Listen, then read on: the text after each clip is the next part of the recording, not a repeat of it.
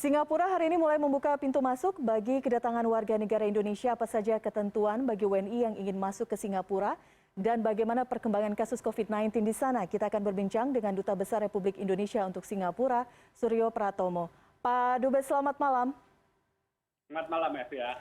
Pak Dubes, jadi mulai hari ini WNI sudah bisa masuk ke Singapura, tapi kemudian ada ketentuannya. Sebagian masyarakat menganggap bahwa sudah bisa mulai liburan begitu, masuk ke Singapura. Siapa saja WNI yang bisa masuk ke Singapura, Pak Dubes? Sebetulnya yang jadi ini kategorisasi Indonesia naik dari kelompok 4 menjadi kelompok 3. Kelompok 3 itu diperbolehkan kepada orang yang mendapat izin masuk ke Singapura untuk tidak menjalani karantina sehari di hotel, tetapi karantina dilakukan boleh di rumah sendiri yang sepanjang rumah itu tidak ada orang lain sehingga kemudian bisa menjalani karantina dengan lebih aman. Baik, artinya yang ingin berlibur belum bisa begitu ya? Jadi memang belum Singapura itu sejauh ini memang belum membuka negaranya. Yang sudah dilakukan itu adalah menerapkan apa yang disebut dengan vaccinated travel lane. Jadi Singapura memberikan kesempatan dan negara-negara yang tingkat vaksinasinya sudah atas 70%, kasusnya relatif stabil untuk boleh masuk ke Singapura. Dan dua negara yang pertama kali diizinkan untuk mendapatkan VTL itu adalah Jerman dan Brunei. Dari tanggal 8 September sampai saat ini, jumlah orang yang menggunakan fasilitas VTL dari Jerman dan Brunei itu jumlahnya sekitar 4.000 orang. Nah, kemudian tanggal 12 yang lalu, 12 Oktober, itu jumlahnya ditambah menjadi 11 negara, terutama negara-negara Eropa dan Amerika Serikat.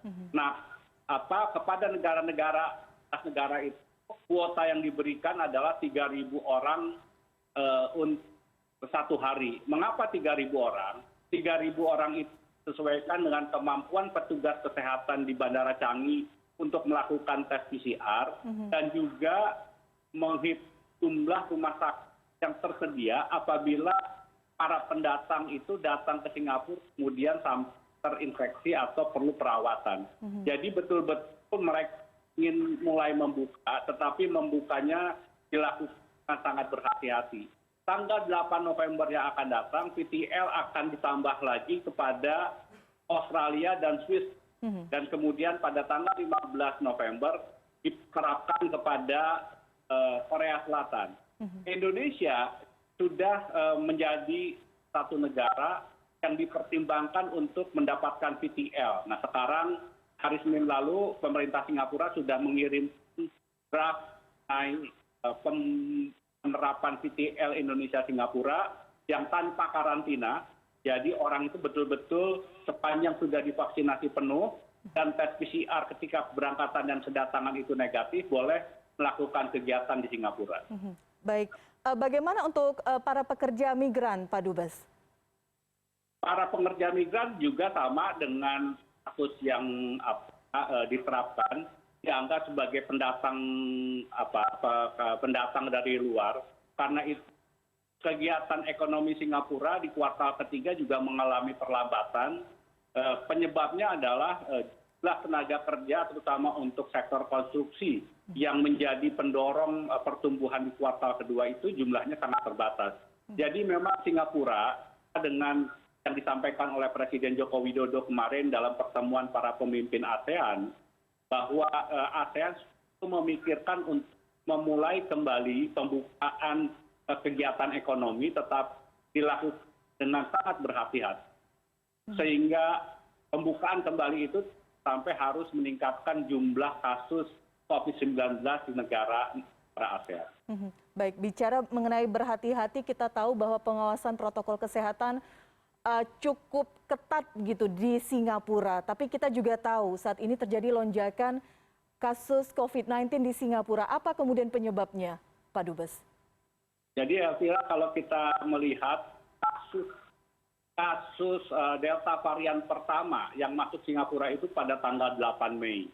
Dan tanggal 12 Mei Singapura kembali melakukan pengetatan dari fase 3 kembali menjadi fase 2, di mana orang hanya boleh pergi keluar rumah 2 orang, makan di restoran juga dibatasi 2 orang. Sampai kemudian kasusnya sebetulnya bisa terkendali, tetapi tanggal 16 Juli di Singapura ada kasus pelanggaran yang dilakukan sekelompok masyarakat datang ke tempat karaoke, tidak membawa alat trace together, tidak membawa handphone, dan ketika ada orang terinfeksi COVID-19, itu agak sulit untuk dideteksi siapa saja orang yang melakukan kontak erat. Dan ketika orang itu kemudian menyebar pulang ke rumahnya dan berkegiatan di tempat-tempat lain, di sanalah sebetulnya kasus penularan terjadi. Jadi kasus yang terjadi di Singapura saat ini yang kasusnya penambahan kasusnya mencapai sekitar 3.200 orang per hari, penyebabnya itu adalah penularan di dalam Singapura. Sementara kasus impor sendiri sangat terbatas. Data terakhir hari ini dikeluarkan. PTS yang diberikan kepada mereka yang masuk ke Singapura dari 12 negara itu kasus positifnya hanya 4 orang. Jadi pemerintah Singapura semakin meyakini bahwa sepanjang orang itu sudah divaksinasi secara penuh, ini potensi untuk menularkan kepada orang lain itu rendah. Memang orang yang sudah divaksinasi masih bisa terinfeksi COVID-19, tetapi sekali lagi sepanjang tidak punya komorbid, itu mereka bisa kembali pulih dengan cepat, dan bahkan kemudian angka fatalitasnya di Singapura sangat rendah, yaitu hanya sekitar 0,2%. Ini yang menjadi perhatian pemerintah Singapura, karena itu Singapura mereka yang usianya 40 tahun ke atas sudah diminta untuk melakukan booster atau suntikan ketiga. Jadi semua ya dipukul rata ketika berusia di atas 40 tahun diharapkan untuk segera mendapatkan vaksin booster. Sejauh ini Anda melihat apakah prosesnya cukup berjalan lancar, sosialisasinya seperti apa? Karena kita juga melihat kasus lansia yang terkonfirmasi positif cukup banyak di Singapura.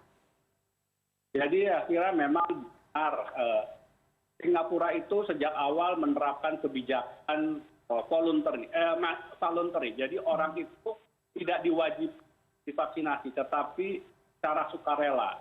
Akibatnya sekitar 300.000 sampai 500.000 lansia itu tidak mau mengikuti vaksinasi karena menganggap dirinya tidak pernah punya niat untuk pergi ke luar negeri. Apalagi mulai Juli tahun lalu sampai Mei tahun ini, itu kasus penularan di Singapura boleh dikatakan 0. Ya, kemudian mereka merasa sudah aman di Singapura. Tetapi setelah varian Delta masuk, mereka justru sekarang yang paling mereka yang paling rapuh, mereka yang paling mudah terinfeksi, dan ketika sudah terinfeksi karena sudah lansia, mereka berpotensi untuk meninggal. Dan jumlah angka kematian di 3 bulan terakhir yang jumlahnya mencapai 200 orang lebih, mereka umumnya adalah lansia yang belum divaksinasi. Baik. Kita juga tahu, saya banyak bertanya tentang Singapura begitu Pak Dubes, karena kita tahu juga di Indonesia sendiri saat ini bahkan Presiden Jokowi sudah mewanti-wanti ada ancaman gelombang ketiga. Mengingat saat ini Singapura saat ini kasusnya cukup tinggi begitu. Di Singapura juga diterapkan digital tracing begitu ya Pak Dubes. Betul. Apakah ini cukup efektif dalam proses tracing di Singapura? Sangat efektif karena semua orang ketika akan menggunakan fasilitas umum, di ke mall, pergi ke toko, menggunakan bis, masuk ke pasar, naik MRT, mereka hanya bisa masuk dalam kelompok kerumunan orang kalau mereka memiliki digital tracing atau membawa digital tracing. Sehingga sangat efektif karena itu dengan cepat, ketika ada satu orang positif COVID, orang yang lakukan kontak erat langsung di SMS oleh Kementerian Kesehatan untuk melakukan tes PCR. Sekali lagi yang menjadi masalah, tanggal 16 Juli terjadi pelanggaran yang dilakukan oleh kelompok kecil orang Singapura ketika mereka datang ke tempat karaoke itu tidak membawa digital tracing-nya. Jadi digital tracing itu sebetulnya alat yang paling efektif yang selama ini bisa mendeteksi siapa saja orang yang punya potensi untuk tertular COVID-19. Nah, sepanjang itu kemudian ada 1-2 orang yang tidak disiplin, akibatnya seperti dirasakan Singapura sekarang ini. Karena itu menurut saya benar ketika Presiden mengatakan bahwa kita perlu hati-hati dan perlu ada kedisiplinan. Sekarang ini bukan hanya kedisiplinan pribadi, kedisiplinan kolektif itu menjadi sesuatu yang sangat penting. Sekelompok orang tadi yang Pak Dubes katakan tidak membawa alatnya begitu. Ini berupa alat kecil begitu ya Pak ya, kalau saya tidak salah. Dan juga Kecil, betul. ada aplikasi di handphone begitu ya? Sebetulnya digital tracing itu bisa dilakukan dengan melakukan download di handphone mereka. Tetapi Singapura belajar, terutama untuk orang-orang tua, ternyata mereka itu sangat kemampuan digitalnya itu sangat rendah dan mereka tidak terbiasa menggunakan itu. Karena itu kemudian diperkenalkan yang namanya together alat seperti ini token yang sama artinya dengan aplikasi yang kalau kita download di handphone kita. Karena di sini mencatat semua nomor identitas kita dan kemudian dari nomor identitas kita karena Singapura sudah berhasil mengembangkan SingPass. SingPass itu semua data kita mengenai kesehatan, data mengenai vaksinasi, jaminan asuransi untuk masuk rumah sakit itu semua tercatat. Jadi mereka sudah masuk ke dalam era digital, tetapi sekali lagi digitalisasi itu membutuhkan literasi yang merata pada semua orang dan terutama untuk orang-orang tua itu tidak mudah untuk bisa cepat memahami dan menggunakan alat-alat yang modern seperti digital tracing ini. Ini menarik ya karena kita di Indonesia hanya mengandalkan aplikasi Peduli Lindungi. Kalau misalnya alat tersebut tidak dibawa, sengaja tidak dibawa atau bahkan mungkin lupa, begitu Pak Dubes, apakah ada sanksi bagi warga negara di sana? Ya, sanksinya tidak bisa masuk ke tempat umum, restoran tidak bisa, minimarket tidak bisa, masuk ke mall tidak bisa, naik tidak bisa, kemudian naik MRT tidak bisa, sehingga orang ketika tertinggal alat itu, dia hanya adalah pulang untuk mengambil terlebih dahulu alat itu. Dengan alat itu betul-betul merupakan alat tiket masuk untuk bisa memanfaatkan fasilitas umum yang ada di Singapura. Baik. Terakhir Pak Dubes, kita tahu beberapa waktu lalu Singapura bersiap dari pandemi menjadi endemi terkait COVID-19 ini, jadi dianggap hanya sebagai flu biasa saja. Apakah kemudian ini masih relevan dengan situasi saat ini di angka kasus COVID-19 cukup tinggi? Singapura sebetulnya ketika kasusnya turun sampai sebelum 8 Mei hampir 0, Singapura dalam kelompok negara yang berpikir untuk mencapai yang disebut dengan zero COVID. Tetapi dengan adanya Delta varian, mereka menyadari bahwa tidak mungkin mencapai zero COVID itu. Yang dilakukan sekarang adalah bagaimana mempercepat vaksinasi dan kemudian vaksinasi itu yang membuat orang bisa melakukan kegiatan dan kalaupun terinfeksi tidak akan sangat fatal. Ini yang dilakukan oleh Singapura termasuk kenapa mereka menerapkan VTL.